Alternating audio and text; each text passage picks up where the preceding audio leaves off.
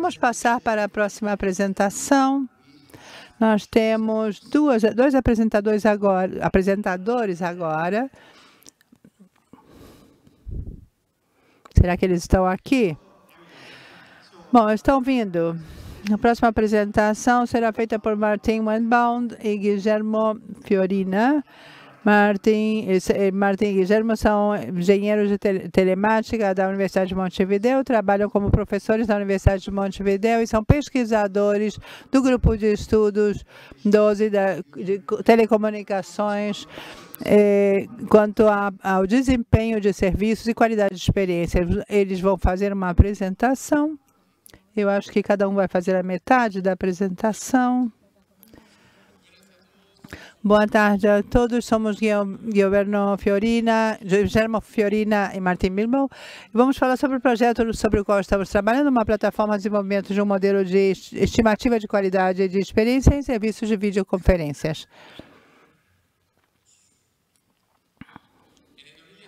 Em 2019, com a pandemia, houve um aumento muito grande na demanda de serviços de videoconferência.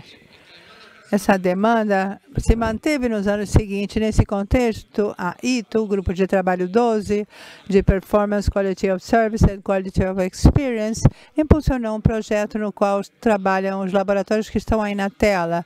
China Mobile, Wuhan University, Orange, Universidade da República, Universidade de Montevideo, que é onde nós trabalhamos, Guilherme e eu.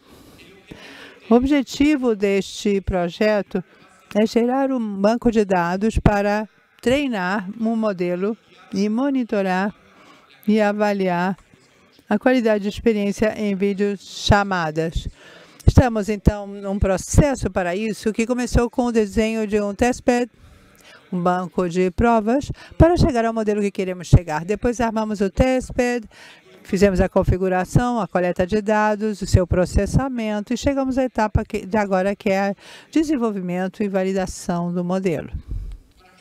Para gerar este banco de dados, nós contemplamos dois tipos de provas subjetivas, ou testes subjetivos. Temos os passivos e os ativos. Os testes subjetivos passivos são aqueles nos quais um indivíduo recebe um material audiovisual em forma unidirecional, ou seja, por streaming, e lhe dá uma pontuação a esse material em termos de qualidade de áudio e de vídeo. Já os testes subjetivos ativos são aqueles nos quais dois indivíduos em salas diferentes simulam uma comunicação bidirecional real e dão uma pontuação a essa videochamada quanto às mesmas características, qualidade de áudio e de vídeo, mas também dão a pontuação para outros aspectos, por exemplo, nível de congelamento, delay, o esforço para participar, sincronização entre áudio e vídeo, etc. É importante que as duas provas, os testes passivos e ativos, sejam utilizados para gerar um só modelo, um modelo para monitorar e avaliar a qualidade de experiência em videoconferências, ou seja, comunicações bidirecionais. Vocês devem se perguntar por que nós usamos os testes subjetivos passivos, e é porque eles dão provas para, por exemplo, eles dão ideias sobre como podemos simular situações na vida real. Não é a mesma coisa ter um videochamada no escritório, num parque, etc. E é muito mais fácil simular isso na vida real nos testes subjetivos passivos. É muito fácil de executar também, porque não precisamos de dois sujeitos de teste. Só um que receba o material já é suficiente. E tomar os dados, coletar os dados também é muito mais ágil. É importante que, o Guilherme e eu estamos trabalhando e terminando de processar os dados associados aos testes subjetivos ativos, e por isso que vamos enfatizar mais nisso nesta apresentação. No entanto, é importante entender os testes passivos também, porque para contrastá-los com os ativos, os dois vão contribuir com dados para esse banco de dados com o qual vamos treinar o modelo. Então, aqui na tela, podemos visualizar um esquema simples do que são os testes subjetivos passivos. Temos um material pré-gravado que faz uma simulação de codificação e simulação de degradação. e é mostrado diferentes dispositivos que podem ser celulares, televisores ou computadores para um sujeito de teste que vai pontuar esses materiais, um dispositivo separado. Esses materiais audiovisuais, como vemos na tela, pode ser só vídeo, só áudio ou ambos. Em oposição, os testes subjetivos ativos são uma comunicação bidirecional entre dois clientes em duas salas diferentes.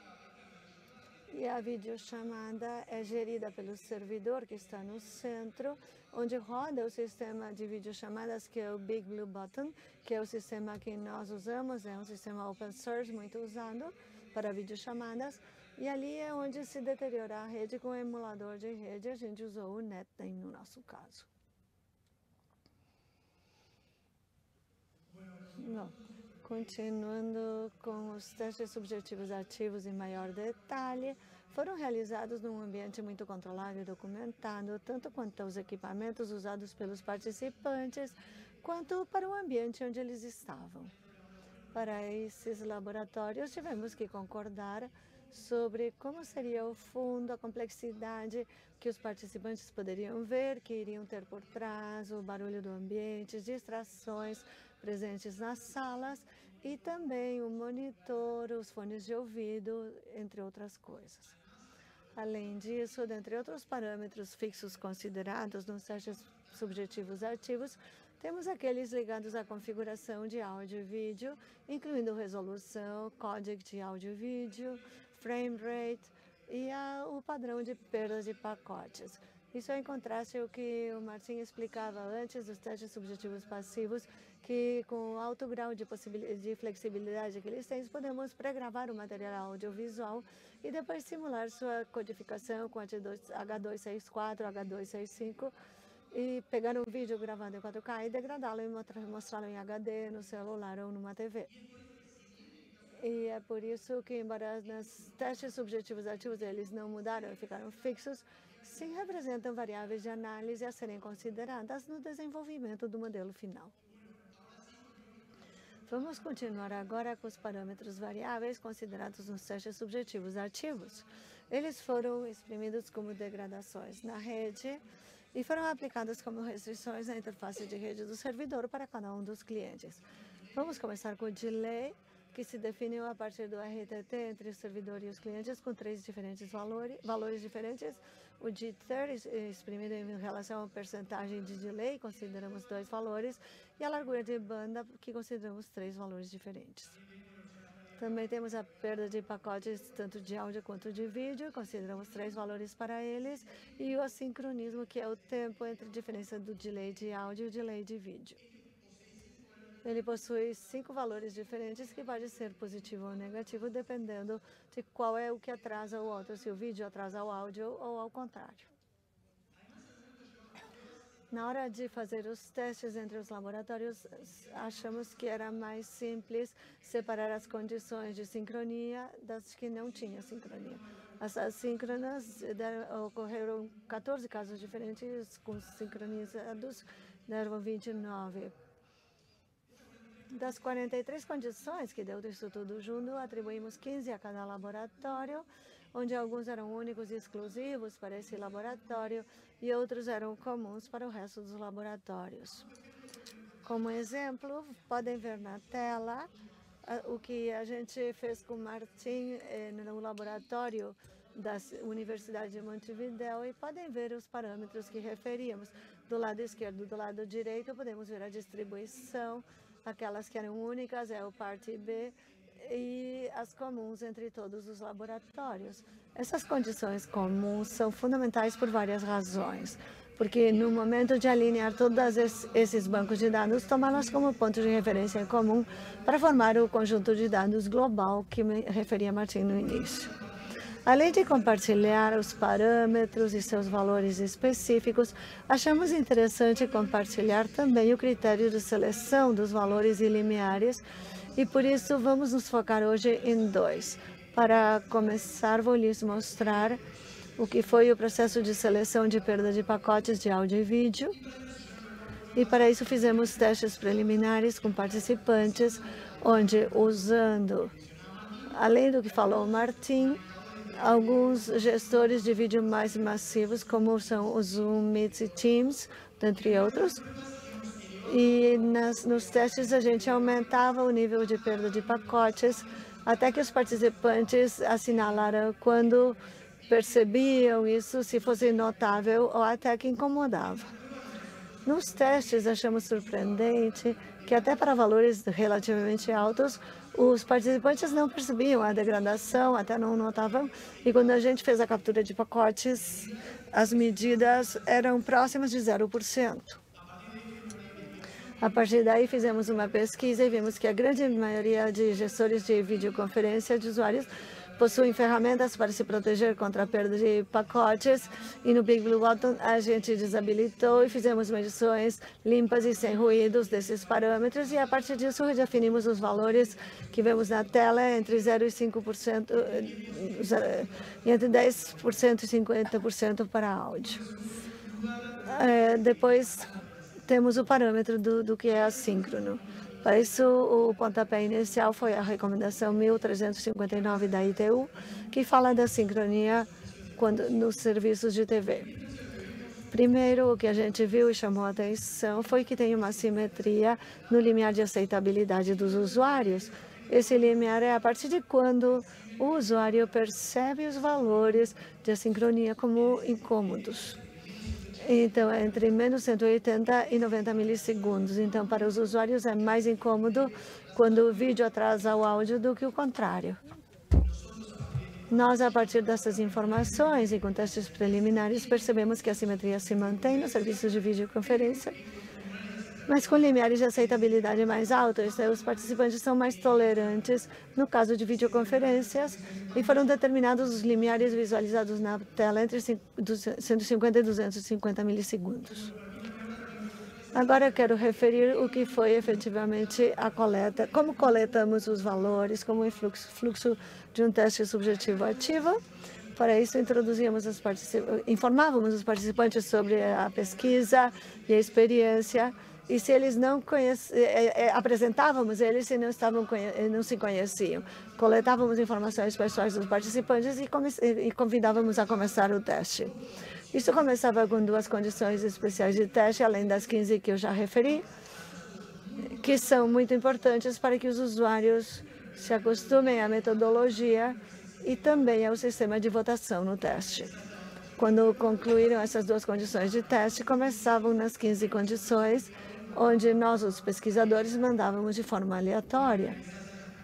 Concluída cada uma das condições, os usuários tinham que avaliá-las e, finalmente, se dá por concluída a sessão. Bom, depois de cada uma das condições, os participantes deviam responder 7 perguntas. Cada uma das perguntas estava ligada a uma característica-alvo, que são as que colocamos na tela: a qualidade audiovisual geral da videoconferência, qualidade do áudio, qualidade do vídeo, desincronização entre áudio e vídeo, a experiência que eles tinham com o delay, o nível de congelamento da chamada e o esforço requerido para interromper o outro participante. Uma vez coletados os dados, passamos a processá-los, tivemos que fazer limpeza de dados, eliminar outliers. A gente usou um critério com a correlação de Pearson, onde a resposta do participante a cada uma das condições, e geramos visualizações para entender melhor os dados e tirar algumas conclusões preliminares. Na tela, visualizamos 5 gráficos que mostram a qualidade audiovisual geral da videochamada, isso é a primeira das características-alvos, contra cada uma das outras características-alvo. Isso é a experiência com delay, a qualidade do áudio, a qualidade do vídeo, o nível de congelamento que tinha a videochamada e o esforço para interromper o outro participante. No gráfico, cada ponto é a média de respostas de todos os participantes para cada condição. Cada ponto é uma das condições. Não vou entrar em detalhe em cada um dos gráficos, mas é importante assinalar que tem uma alta correlação entre essa característica objetivo primária, que é a qualidade audiovisual geral, e cada uma das outras características-alvo. Podemos, então, inferir que poderíamos ter omitido algumas das perguntas ou das características-alvo nos testes subjetivos ativos, porque de fato era um pouco cansativo para os participantes. A questão da votação era cansativa. Isso era um impedimento para ter um grande volume de dados, que agora vamos ver no desenvolvimento do modelo, foi uma limitante. Então, depois que entendemos isso, passamos para a análise e vemos a influência de cada uma das variáveis da análise, perda de pacotes, RTT, delay, nesta característica alvo primária, como nós denominamos. E a gente percebeu que ambas as variáveis de análise, as duas variáveis mais relevantes na hora de ver a qualidade visual da videochamada pelos sujeitos de teste era a perda de pacotes de áudio e a perda de pacotes de vídeo. Também vimos que tem uma simetria na relevância do bitrate de áudio e de vídeo. Para os participantes, era mais importante uma mudança no bitrate de áudio do que no de vídeo. Para concluir, queríamos lhes contar da etapa onde estamos agora, que é o treinamento e validação do modelo, com o qual vamos avaliar e monitorar a qualidade da experiência. Começamos com uma abordagem num modelo paramétrico, e nos estamos apoiando para isso na recomendação G1070 da ITU. E consideramos a possibilidade, fizemos alguns testes de implementar um algoritmo de machine learning com esses conjuntos de dados de testes subjetivos. De fato, não tivemos muito bons resultados na implementação dos algoritmos de machine learning, ou pelo menos as medições que surgiram não foram aceitáveis para nós, e por isso estamos pensando no futuro implementar os algoritmos de machine learning para estimativas e monitoramento da qualidade da experiência, mas com conjuntos de dados maiores na vida real, de serviços de streaming ou de videoconferência. É isso tudo. Muito obrigado por seu tempo, sua atenção. Guilherme e eu fomos falando, mas tem uma equipe de trabalho muito grande atrás. Queremos agradecer a todos os laboratórios que fizeram parte do projeto e principalmente aqueles que trabalham mais próximos de nós no Uruguai, como Rafael, José, Alejandra. E, obviamente, qualquer pergunta é bem-vinda. Thank you very much. Thank you very much for... Muito obrigado por sua apresentação. Temos uma pergunta tão rapidamente. Como vão? Muito bom trabalho. A minha pergunta é, quando estávamos sujeitos do teste, assistindo o vídeo, vocês falavam quanto pacote de perda tinham. E a pergunta é se vocês usavam uma coisa que as farmacêuticas, que é o efeito placebo, de falar, agora aumentei de 30 a 50 e ver se tem alguma diferença. Bom, antes que nada, obrigado pela pergunta, muito interessante. Nunca consideramos esse efeito placebo de fazer esses testes. E também não fizemos o que você falou de falar, achamos que para evitar qualquer viés, nós percebemos que quando fazíamos testes para ver que tudo funcionava, se eu mandava para Martim uma condição de que funcionava mal e ele fazia a avaliação, ele já sabia de alguma forma que, embora os participantes não tinham um background tão acadêmico, podia gerar um viés e preferimos omiti-lo. E para evitar todo tipo de viés quanto à ordem, nas condições que íamos mandando, a gente mandava de forma aleatória. Obrigado. Eu que agradeço. Obrigado pela apresentação também. Eu tenho uma pergunta para ver como é que se está medindo. Estão sendo medidos os problemas da transmissão de uma videoconferência, está muito bom. Mas eu gostaria que você comentasse um pouco o que poderiam fazer para melhorar ou remover esses problemas que vocês referem? Delay, congelamento, o que fazemos? Aumentamos a largura de banda, priorizamos pacotes. O que vocês sugerem para que a videoconferência consiga ter uma maior estabilidade? Nós que testamos esses serviços que são tão críticos, então gostaríamos que, por favor, nos explicasse. Mais uma vez, muito obrigado pela pergunta. Neste momento, como explicava Martim, Estamos na etapa de finalizar o processamento dos dados. Agora estamos focados no desenvolvimento do modelo. E o modelo se baseia em poder medir e determinar o que é a qualidade da experiência em videochamadas. O ideal seria que os serviços de videochamadas pudessem se apoiar nessa recomendação e nesse modelo que estamos procurando montar para que vocês possam determiná-lo. Não é tanto para... Poderia ser para saber quais parâmetros são mais relevantes ou menos relevantes a serem levados em conta, mas não foi pensado para as mudanças que deveriam se fazer. Só um comentário. A gente conseguiu perceber, quando processávamos os dados, que a perda de pacotes, a ideia da recomendação é dar uma noção dos parâmetros mais relevantes em quais é preciso prestar mais atenção na hora do monitoramento da videochamada. A gente viu que a perda de pacotes, como falávamos, é claramente o parâmetro que mais atinge o usuário na hora de pontuar a qualidade audiovisual geral.